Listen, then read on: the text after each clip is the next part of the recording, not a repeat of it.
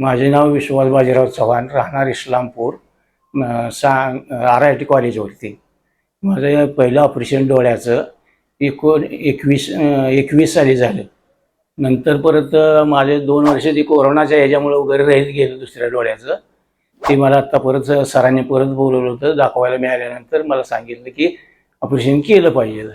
मग ऑपरेशन म्हटलं करा म्हटलं. मग तारीख दिली मला. तारीख दिल्यानंतर मी ऑपरेशन केलं. ऑपरेशन करताना सुद्धा सर्व स्टाफने मला चांगलं कोऑपरेशन दिलं आणि सरांनी मला अगदी व्यवस्थित तिथं ऑपरेशन माझं केलं. काही दुखलं नाही किंवा कुठलं काही नाही. परत आल्यानंतर दाखवायला आलो तरी हे मला त्यांनी चांगली ट्रीटमेंट स्टाफने सुद्धा दिली चांगली. आणि नंतर मग मला आता आज मी चष्मा न्यायला आलो, त्यावेळेला दाखवल्यानंतर सरांनी सांगितलं की आता इथून 2 महिने ते औषध आहे ते फक्त वापरा, तुमचं बाहेर होण्याचा वगैरे त्रास आहे आणि आता त्याच्यानंतर म्हटलं व्यवस्थित आहे म्हटले सगळं.